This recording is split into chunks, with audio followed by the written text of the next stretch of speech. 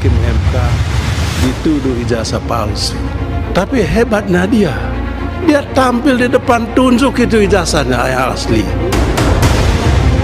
Nggak kayak yang lain. Dan ketika beliau tadi menyampaikan ada yang belum menunjukkan ijazah, pasti arahnya ke Pak Jokowi. Karena bahwa isu ini selalu muncul menjelang kontestasi atau sedang panas-panasnya. Saya bantahan-bantahan semacam ini, diskursus-diskursus semacam ini ya tentu hanyalah sebatas narasi politik, karena ujung dari persoalan ijazah menurut saya sudah memasuki babak baru, yaitu setelah pihak kepolisian Kapolda menetapkan 8 tersangka.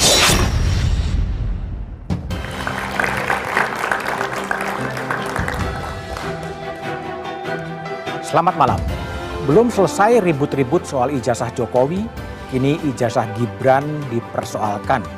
Penggugat melontarkan tudingan Gibran tak menyelesaikan pendidikan jenjang SMA dan meminta KPU menyatakan Gibran tidak sah menjabat wakil presiden karena tidak sesuai aturan yang ditetapkan. Benarkah ada yang mengorkestrasi drama dugaan ijazah palsu Jokowi sehingga tak kunjung rampung? Juga gugatan terkait jenjang pendidikan Gibran. Benarkah ada yang membuat kasus ijazah ini menjadi polemik yang apik yang terus dibuat agar terus saling tarik-menarik? Lalu, siapa yang diuntungkan dari pembahasan mengenai ijazah ini? Inilah satu meja The Forum, polemik ijazah Jokowi dan Gibran. Siapa yang diuntungkan?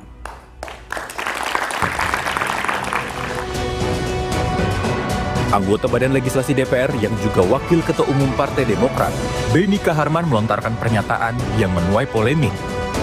Saat rapat di DPR RI, Benny Kaharman menyinggung soal ijazah palsu. Pernyataan ini dinilai menyinggung Presiden ke-7 RI, Joko Widodo, yang menghadapi kasus tudingan ijazah palsu oleh Roy Suryo CS.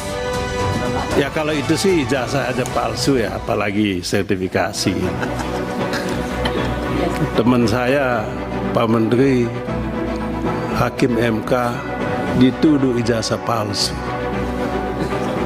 Iya, sahabat baik saya Pak Arsul Sani.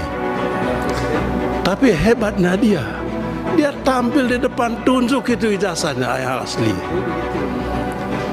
Nggak kayak yang lain.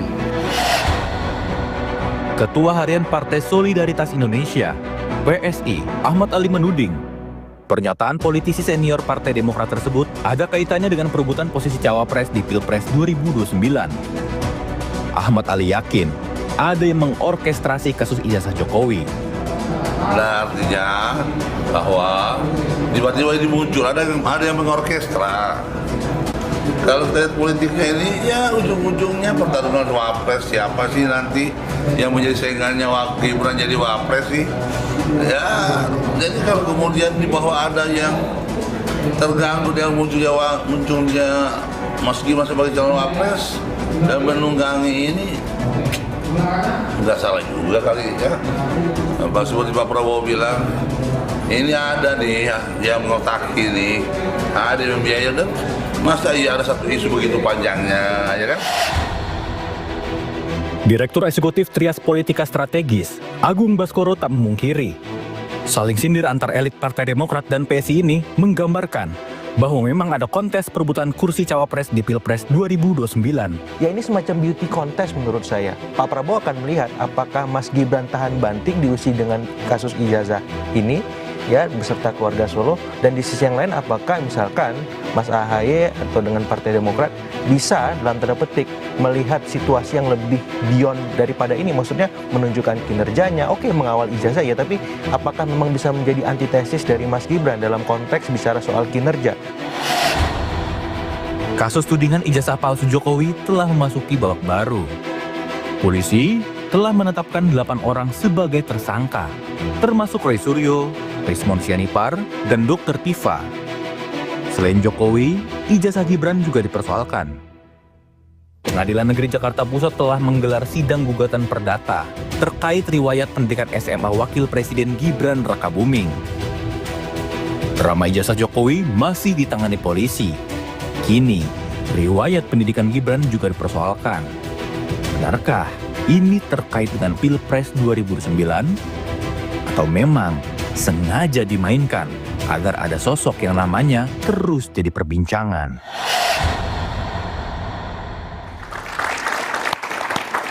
Polemik ijazah Jokowi dan Gibran siapa yang diuntungkan adalah tema satu media The Forum malam ini. Telah hadir di studio Suban Palal, penggugat ijazah Gibran. Malam Pak Suban. Ada Ahmad Khairul Umam, Kepala Badan Riset dan Inovasi Strategis Partai Demokrat. Malam Mas Umam.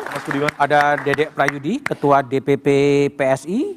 Malam Dedek. Dan kemudian ada Adi Prayetno, Direktur Eksekutif Parameter Politik Indonesia. Selamat malam. Oke, malam Adi. Pak Suban. Iya, Pak. Anda penggugat sekaligus kuasa hukum untuk menggugat ijazahnya Gibran.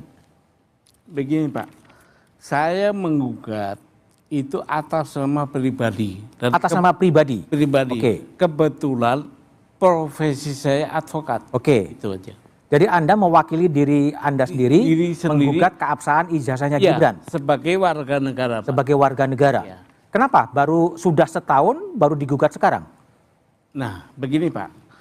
Sebelum saya menggugat ini, tadinya saya mau gugat di awal sebelum pemilu. Tapi kalau saya gugat sebelum pemilu, itu akan banyak yang menjadi tergugat. Oke. Maka saya menggugat setelah jadi. Jadi konsepnya perbuatan melawan hukum. Perbuatan melawan hukum. Siapa yang melawan hukum? Yang dalam gugatan saya adalah Gibran dan KPU. Gibran dan KPU melawan hukum? Melawan hukum. Karena riwayat pendidikannya menurut kesimpulan saya tidak sesuai dengan yang diatur oleh undang-undang. Artinya? Artinya ya nggak boleh, nggak memenuhi syarat dia. Artinya Gibran tidak memenuhi syarat sebagai calon wakil presiden kalau dilihat dari sisi pendidikannya. Oke, lalu petitum Anda apa? Petitum saya satu minta gugatan ini dikabulkan karena ini merupakan kesimpulan Pak dari data yang saya punya. Jadi saya minta divonis oleh hakim, maka saya ke pengadilan. Oke. Satu, dikabulkan gugatan. Kedua, dinyatakan baik Gibran maupun KPU telah melakukan perbuatan melawan hukum. Ketiga, dinyatakan bahwa Gibran tidak sah menjadi wakil presiden. Karena tidak memenuhi syarat tadi. Keempat, baik KPU maupun Gibran harus membayar uang ganti rugi kepada seluruh warga negara sebesar 125 triliun. Angka ini Pak bukan tiba-tiba datang. Angka ini adalah sebuah penghargaan jabatan orang nomor 2. Sehingga harus besar. Gimana ngitungnya Pak? Ngitungnya begini, warga negara kita ini sekarang ada 285 juta. Kira-kira. Nah, uang itu nanti saya minta disetor kepada kas negara. Terus? Dibagikan kepada seluruh warga negara. Oh, seperti bansos itu? Iya, boleh. Karena apa begitu? Relasinya juga ada, Pak. Karena ini yang dirusak adalah sistem negara hukum. Yang punya sistem negara hukum adalah warga negara semuanya. Maka konsekuensinya dia harus bayar itu. Dan dia yang dia dapat itu jabatan orang nomor 2 Pak. Harus dihargai. Dan sekarang sidangnya baru sampai pada tahap? Sidangnya sekarang sudah jawab jinawab. Saya sudah, pihak Gibran dan KPU sudah membuat jawaban. Saya sudah membuat replik. Tanggal 29 besok mereka duplik. Ya itu. Baik. Dedek, gimana Anda respon setelah Jokowi dipersoalkan, kemudian sekarang ijazahnya Gibran juga dipersoalkan? Saya pikir ini dua hal yang jauh sekali berbeda. Sangat berbeda sekali ya. Ketika Roy Suryo CS mempersoalkan ijazah Jokowi dan ketika Pak Suban mempersoalkan ijazah Mas Gibran. Kenapa?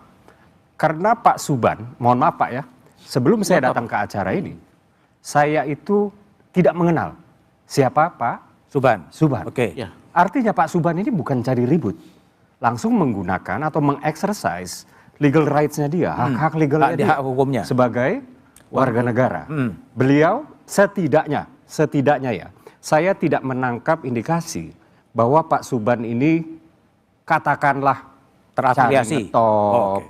atau ingin diambil oleh kekuatan politik tertentu, ya, diadopsi, lalu ya katakanlah diberikan proyek ini itu, maka akhirnya dia terafiliasi secara sendirinya dan lain-lain. Jadi silakan saja, ya, Pak Subhan Menggugat. ya, silakan saja menggugat. Dan saya tahu persis ya bahwa Mas Gibran itu ijazahnya asli, ya, dari Orchard Park waktu SMA, lalu diploma di Singapura, ya. Lalu kemudian melanjutkan sampai dengan S1-nya di Bradford di Australia. Dan keyakinan saya ini bisa saya dapatkan bukan hanya karena saya merupakan kader PSI yang afiliasinya ke Solo, ya. Tapi memang banyak sekali rekan-rekan saya yang katakanlah, oh dia adik kelas saya, Mas Gibran itu. Oh Mas Gibran itu kakak kelas saya, atau anak saya bergabung ke sekolah tersebut. Persis saat Mas Gibran lulus dan saya melihat Mas Gibran itu graduation, ada Kaisang di situ dan lain-lain. Jadi pembuktian langsung saja dibuktikan di pengadilan, di meja hukum. Ya, dan dalam hal ini saya jauh lebih respect.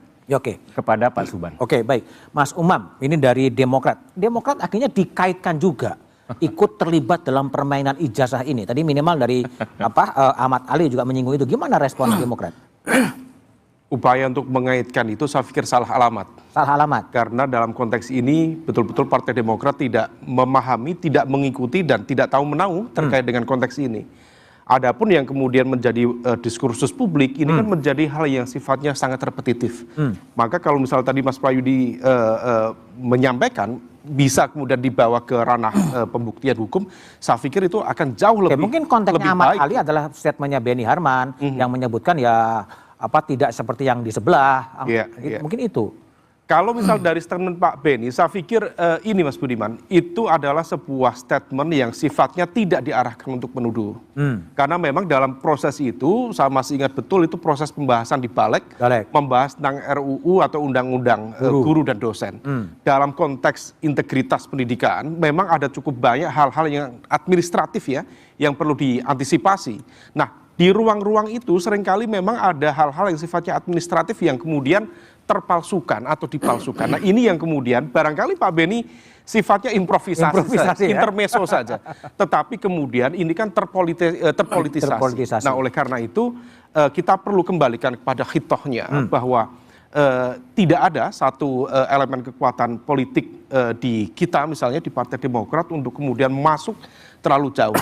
Kami sangat respect kalau misal kemudian ini kan sudah masuk ke ruang publik sekian lama, sekian kompleks, repetitif. Dan kita sangat berharap kalau misal energi politik kita bawa pada hal-hal yang sifatnya lebih konstruktif. Bicara tentang penurunan harga logistik, kemudian tentang pendidikan, tentang konteks infrastruktur, jauh lebih powerful, jauh lebih impactful daripada kemudian hal-hal yang tidak produktif. Baik, maaf. Adi, jadi ini Anda lihat apakah memang ada yang mengorkestrasi atau merawat isu ini sampai setahun ini nggak kelar-kelar sebetulnya? Ya saya kira semua pihak merawat ini. Semua pihak? Iya, media merawat.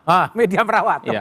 Karena kalau kita mau jujur sebenarnya di antara begitu banyak isu, bicara tentang ijazah per hari ini sudah 10 bulan, itu tidak pernah tergantikan Bang. Bahkan kalau kita cek satu persatu, kita bicara tentang program-program populis, pemerintah misalnya soal MBG, Koperasi Desa Merah Putih, soal ketahanan pangan dan seterusnya, itu tidak dimakan oleh publik. Itu artinya apa? Resultante, eksposur terkait dengan pemberitaan terkait dengan ijazah itu sangat luar biasa. Jadi ini adalah terlanjur menjadi konsumsi, menjadi industri yang dianggap menjadi win-win dalam banyak hal. Nah yang kedua bagi saya yang secara prinsip, kenapa misalnya dikait-kaitkan dengan Demokrat dan seterusnya, ini adalah kali kedua sebenarnya soal ijazah ini dikaitkan dengan Demokrat. Dulu mengaitkan dengan Demokrat ketika Jokowi mengatakan ada orang besar. Relawan Pak Jokowi bilang warnanya biru. Partai Demokrat bereaksi, minta tunjuk itu siapa barang. Ini kali yang kedua ketika Pak Benny mengatakan tidak seperti sebelah, tidak ditunjukkan. Karena kalau bicara tentang ijazah di Indonesia hari ini, mungkin satu-satunya itu adalah ijazahnya Pak Jokowi yang hari ini terus menjadi polemik. Kalau bagi saya sederhana Bang sebenarnya, supaya ijazah ini tidak terlampau jadi polemik, ke depan saya kira mumpung ini jadi momentum bagi Demokrat, bagi PSI, sampaikan kepada pemerintah, kepada DPR, di revisi Undang-Undang Pemilu bahwa besok-besok calon presiden, dan semua jabatan-jabatan publik apapun yang dipilih secara langsung, syarat wajibnya harus membawa ijazah asli. Karena yang kita tahu syarat untuk menjadi calon presiden, gubernur, bupati, wali kota, anggota dewan, cukup surat keterangan lulus, ada legalisirnya, cukup pakai ijazah fotokopi, ada legalisirnya. Kalau ini tidak dilakukan, Bang, maka saya hakul yakin siapapun orang yang mungkin punya dendam politik, punya orkestrasi politik, ingin dipersoalkan di kemudian hari, itu akan dipersoalkan seperti sekarang ini. Oleh karena itu, anggota dewan, kepala daerah, termasuk juga calon presiden, wajib hukumnya menurut saya bawa ijazah asli. Oke. Jadi sebetulnya siapa yang mendapat keuntungan dari isu yang dirawat hampir 10 bulan? Kita jawab setelah jeda berikut ini.